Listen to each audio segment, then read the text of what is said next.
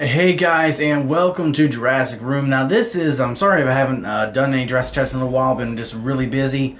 Specifically, today's Tuesday, so I'm getting this video out. I made a short calendar of what to do for until Sunday. Tomorrow is Wednesday, so I will be, after church I'm going to go and apply for my driver's license, do the test and all that, so there's that. But I am going to be doing Jurassic Chat number 49, so there's that. And I'm also going to release another video tomorrow, specifically about the dinosaurs. It's similar to a video I did a few months ago after the first trailer, or it could have been the second one, I can't remember. But anyway, it's basically going to be a very simple video like that. And that's for Wednesday. And then Thursday, of course, I'm actually going to be seeing the movie at 6 o'clock Eastern Time, so I'm really excited for that.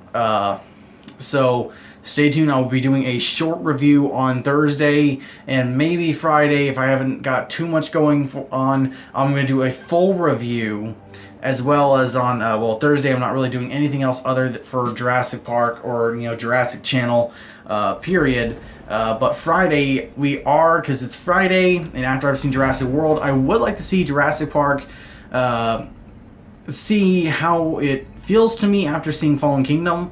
So I'm actually kind of glad that we're late on the live stream for that. So I'm going to try to get everything together for Friday, and I will let you guys know that morning or the night before if we will have that going that night. So Friday night we'll be doing a live stream watching of Jurassic Park for the 25th anniversary, as well as some reactions earlier in the day, as well as we will be explaining the first time we saw a dinosaur in that specific video. So stay tuned for those videos on Friday. And then Saturday, I'm sorry, not much in terms of videos, but I will be doing a live Q&A with Clayton Fioriti and Jurassic_World 2018, or at least as far as I know. So we will be doing that on the 23rd, this Saturday. So stay tuned for that. It's going to be over on Clayton's channel. That's where we're going to have it. It's going to be live. I am going to record it on my channel, but it's not going to be live on my channel. I'll just, upload whatever I've got, edit it together and all that, and it'll just be Jurassic Chat, Jurassic Q&A is what I'm going to dub it. So there's that, and Jurassic Chat 50 will probably be the full-length review of Jurassic World Fallen Kingdom. That's probably what's going to be. So number 50, Jurassic Chat number 50 will be the review for Fallen Kingdom. So stay tuned for all of this.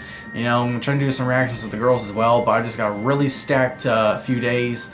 So just stay tuned, guys, and bear with me. So anyway, on to this video. Now, after the last video I did about the Spino and the Isla Sorna dinosaurs, it got me thinking really hard. So, if Blue is the last of the raptor species, what happened if all the dinosaurs were recovered and brought to Isla Nublar? What happened to the raptors on Isla Sorna? As far as we know, and now I may have missed something huge, but as far as the information I know, we haven't really had, especially from the DPG, anything really tying that loophole. So, the tiger stripe raptors, the Jurassic Park 3 raptors that we see, all those raptors are exclusively missing in any kind of canon after Jurassic Park 3 or The Lost World. So I'm really wondering of how, this is more of like a what if video, so what are we going to do about that? What are they going to do about that? Will we see these raptors again on Sorna or whatever? I've already explained my stance on, say, the Mamenchosaurus and Corythosaurus, Ceratosaurus, and Spinosaurus. That they could all still be on the island, as well as my idea of, I was actually thinking about this after watching The Lost World last night. It was on TV. And I'm not really doing anything special with The Lost World this year. Wait for its 25th anniversary before I really exclusively cover The Lost World. But I was thinking, okay, so there's 6 Tyrannosaurs on Isla Nublar, or Isla Sorna. One was taken off, that was Rexy. Another one is supposed to join her on Isla Nublar, but wasn't. So there's 5 Rexes on Isla Sorna, 2 of which we know are the buck and doe. So assuming, you know, something went wrong and they accidentally created a male, or it was born female and like a clownfish changed its sex from male or from female to male and exclusively became the bull, which would be interesting to see. And that got me thinking, okay, so if they produce offspring, we saw the baby Rex in the Lost World, does that count as interbreeding? And what does that mean for the species on the island? Now, we know that many of the dinosaurs have actually bred. We've seen velociraptors breed. We've seen, actually in the new VR game for Blue, we saw a Baryonyx was able to reproduce. And we know other dinosaurs were able to reproduce, like Stegosaurus and Triceratops. We can assume others like Gallimimus and Parasaurolophus, among many others. What are the implications of interbreeding? How do they impact the species on the islands, both Sorna and Nublar? As well, I'm trying to put it, let's see. Or, because they're clones, we know that all the dinosaurs came from one specific animal, millions of years ago, was one specific animal. And they were reproduced again, but somehow they were able to come in new forms of male and female, but they were denied the hormones needed to create a male. So,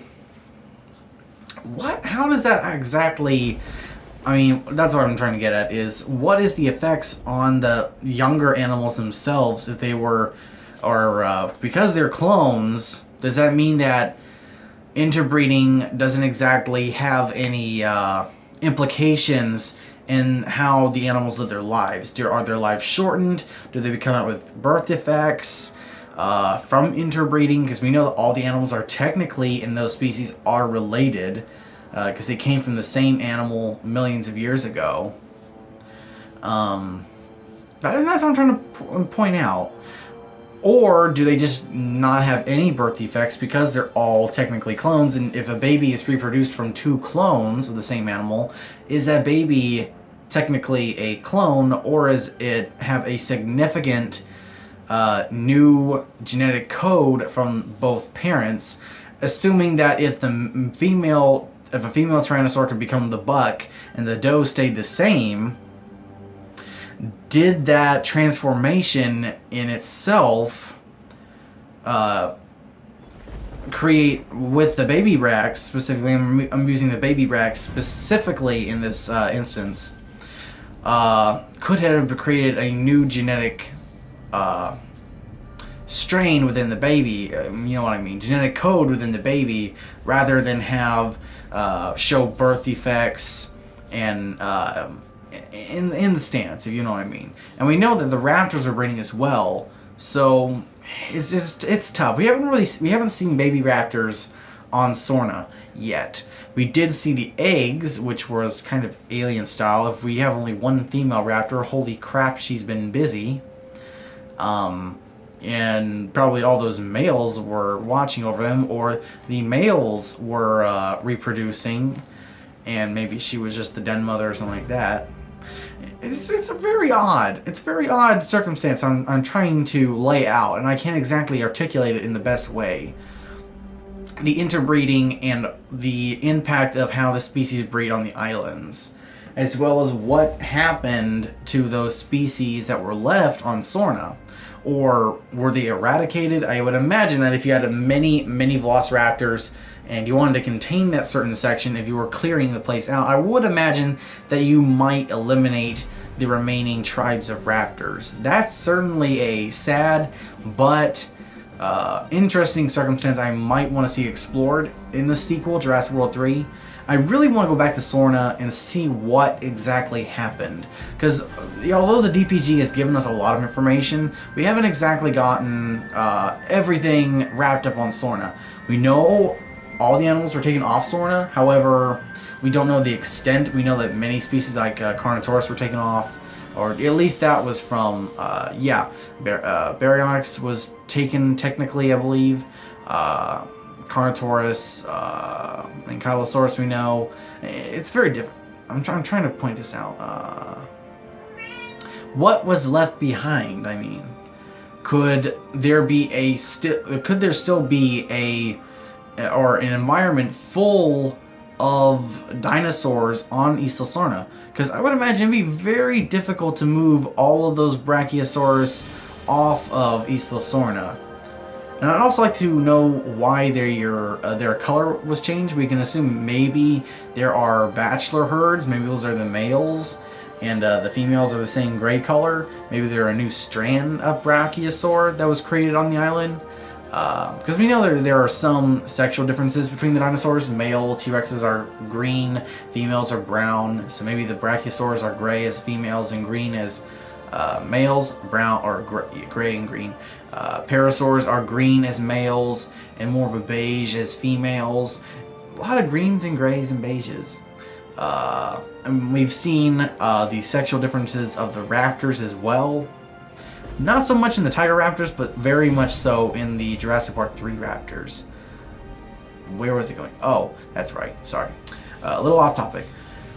My point is, there's a lot of animals that were unique to Sorna that are missing, so to speak. We can assume that the Brachiosaurs were already there on Isla Nublar for the attraction that's supposed to open in 2018, the Treetop Grazers. So there's a lot of stuff on Isla Sorna that has not been explored yet, and frankly, I think is still there. I mean, if Masrani wanted to do the Spinosaurus, they would have to recreate it on Nublar. They couldn't just take the same Spinosaurus from Sorna, one that was basically confirmed to kill people, and you know that people like maybe the Kirby's, I don't know if they had hush money or if they'd be afraid of Masrani Global or InGen, but most certainly Alan Grant would come forward, and maybe Billy Brennan. You know they would come forward to speak about the deaths on Isla Sorna and the new species, as they tried. They tried, supposedly, from the DPG files we saw, but they weren't able to articulate it to the public for some reason. But we know that if they brought in the Spinosaurus from Isla Sorna, there would have probably been a lot of public pushback. Rexy killed people, we know that, or at least she only killed one person. One person that was covered up. So to the public, the public didn't know she had actually killed someone, Donald Gennaro, back in 1993. So bringing an animal that would have had a lot of publicity behind it, and however, I don't know if Ian Malcolm explained that the T-Rex killed, or anyone else explained that the T-Rex killed. We do know, and the latter basically confirms that people died, so maybe people just overlook the fact that Rexy killed a man back in 1993. Spinosaurus, though, Spinosaur killed many more. Well, actually, Spinosaurus only killed one person too. He killed Nash and Cooper. So 2 people. I don't know if that makes a difference, but you get what I mean. A dinosaur like that was also illegally created probably was not going to suit Jurassic World very well. They would have had to have created a new Spinosaurus. However, we do see that the Spinosaurus on the hologram panel, so it's hard to tell how that all pans out. But I still believe that there's something on Isla Sorna. And I honestly want that to be explored in the future. And I'm really excited to see it be explored in the future. Because there's just a lot left there that needs to be explored. Raptors, giant sauropods, Spinosaurus, different hadrosaurs like the Corythosaurus, Ceratosaurus. There was a lot left in that one species of Pteranodon that was not aggressive, and then we also had the Pteranodons that were aggressive that escaped. But, there's probably still some there. So, yeah, there's a lot left on Sorna that I think needs to be explored in either a future adaptation, maybe a tie-in novel, or just the DPG in general need to tie up. So, basically, that's a lot packed into one video. Ancestral relationships between the dinosaurs. What happened to the raptors and other species on Sorna. I think that's it. So anyway, guys, what did y'all think of this? I know it's a lot wrapped into one, but I want to get this out. I just want to get my thoughts out. And just stay tuned for the stuff happening later in the week. I'm really excited for the Q&A that we're going to do Saturday. It's going to be a lot of fun. I can't wait for Jurassic World Fallen Kingdom to finally be out. It's the day after tomorrow. I'll get to see it. early, so I'm super hyped, really excited. Type down in the comments what y'all think, and happy Jurassic June, guys, and we'll be sure to cover as much as we can, especially after the Q&A until the end of Jurassic June. I got plenty of stuff planned. Also, I'm planning on a video. I gotta listen to the whole soundtrack first, but I'm gonna do a review of the new soundtrack for the film. I think I'll probably listen to it and then listen to the same thing in the film, but we'll have to see. So thanks guys for watching. Stay tuned for more videos, and let's hit that 1,800 subscriber mark. Oh, P.S. wanted to add this in. I want to try and hit the 1,900 subscriber mark by the end of the month. By the end of Jurassic June, I want to gain 12 more subs. At this point, it's only 12 more. I want to gain 12 more subs to hit at the end of the month. So there's a goal I want to set for the end of the month. So thanks guys for watching.